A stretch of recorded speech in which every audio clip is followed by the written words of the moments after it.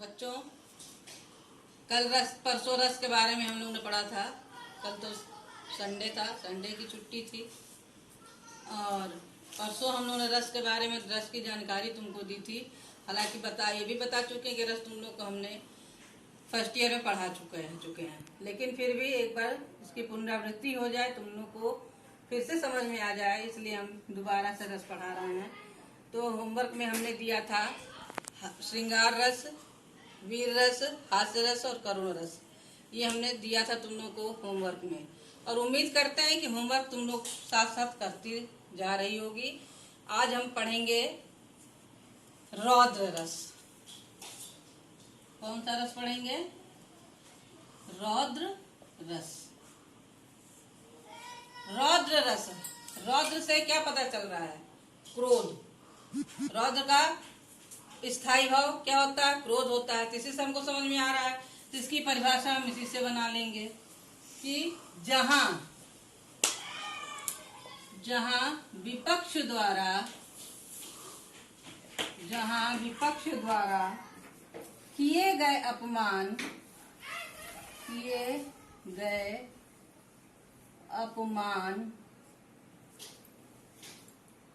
अथवा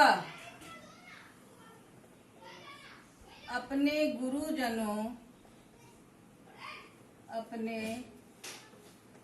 गुरुजनों की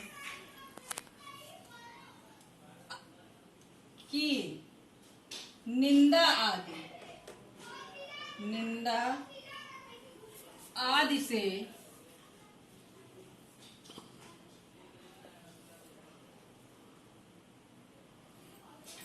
आदि से क्रोध उत्पन्न होता है।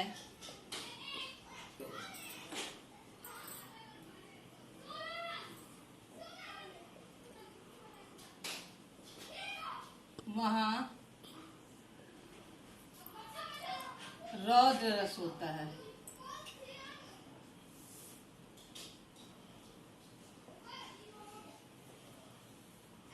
इसका स्थायी भाव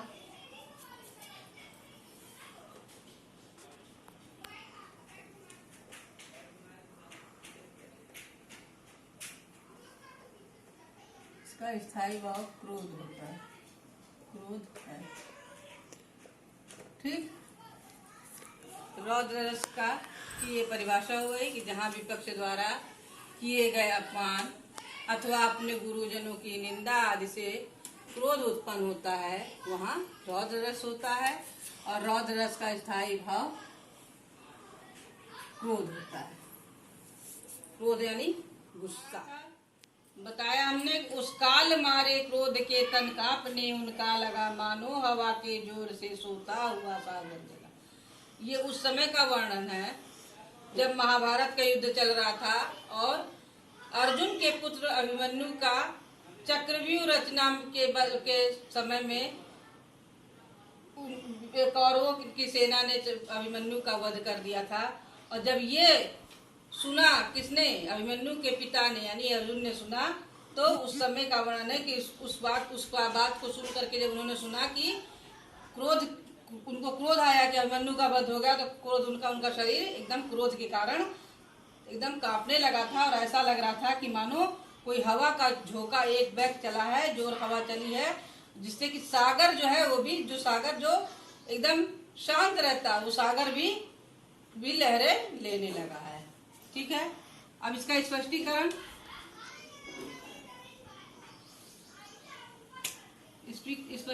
में हम लिखेंगे, क्या लिखेंगे?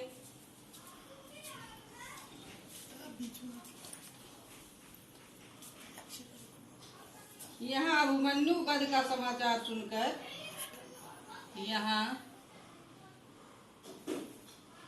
अभिमन्यु वध का समाचार सुनकर अर्जुन के क्रोध का वर्णन किया गया है। अर्जुन के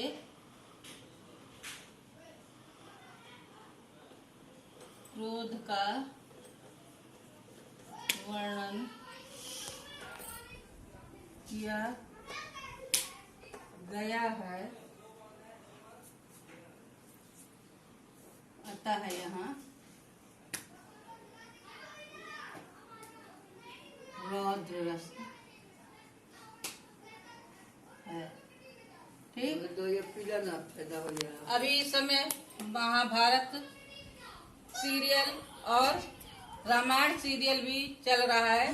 डीडी भारती पर महाभारत आ रहा है और डीडी नेशनल पर रामायण आ रहा है। हम उम्मीद करते हैं तुम लोग ये देख रही होगी, क्योंकि बड़ी प्रेरणादायक ये सब सीरियल हैं। इनसे प्रेरणा भी लेनी चाहिए, हमें देखना भी चाहिए ध्यान से। सब लोग ध्यान से देखते भी होंगे, और जो नहीं देखते होंगे अब से देखना शुरू कर दें। ठीक, ये अगला है भयानक रस। भयानक रस की परिभाषा देखो क्या है। भयानक यानी भय, भय यानी डर। ठीक है, किसी भयानक अथवा अनिष्टकारी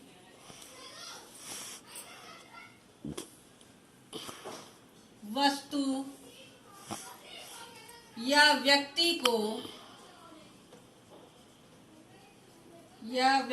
को देखने, उससे संबंधित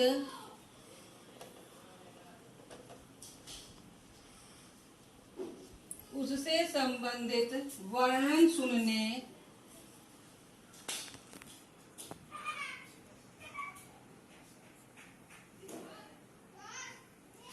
स्मरण करने,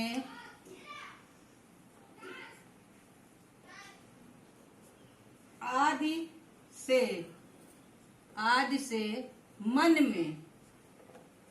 में जो व्याकुलता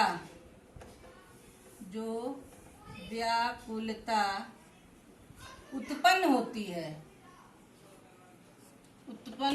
है उसे भयानक रस कहते हैं। क्या कहते हैं?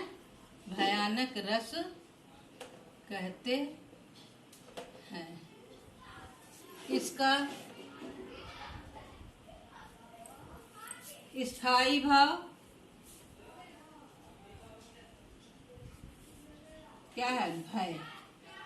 इसका स्थायी भाव भय है। ठीक, ये भयानक रस हो गया। अब इसका उदाहरण देख लेते हैं।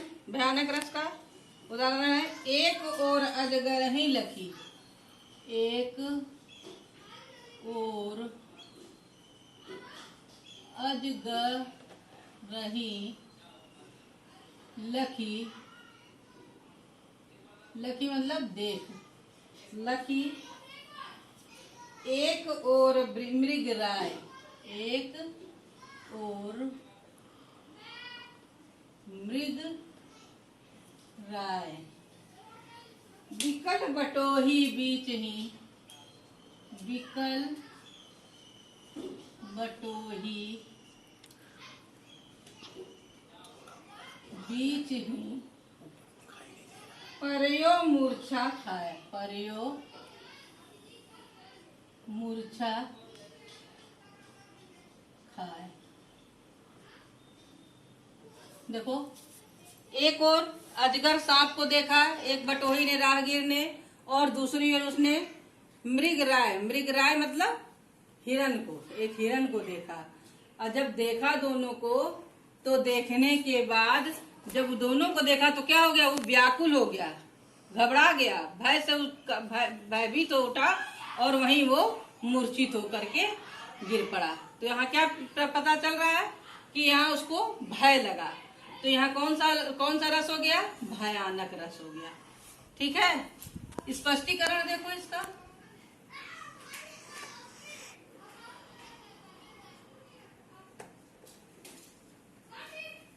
स्पष्टीकरण वही जो अभी हमने इसका बताया कि यहाँ मार्ग में पथिक है ना, या बटोही ही लिख लो, बटोही का भय स्पष्ट हो रहा है।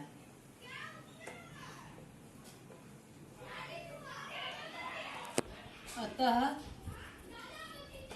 यहाँ भयानक रस है।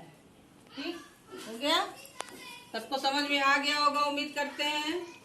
और हम इसीलिए आज केवल 2 ही रस पढ़ा रहे हैं। 4 पहले हो चुका, 2 आज हमने पढ़ा दिया है।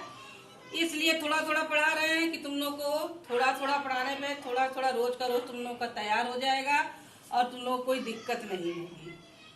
ठीक है, तो इसलिए हम थोड़ा ही थोड़ा पढ़ा रहे हैं। आज इसका यहीं खत्म करते हैं, पढ़ाना और पढ़ना पठन पाठन का कार्य।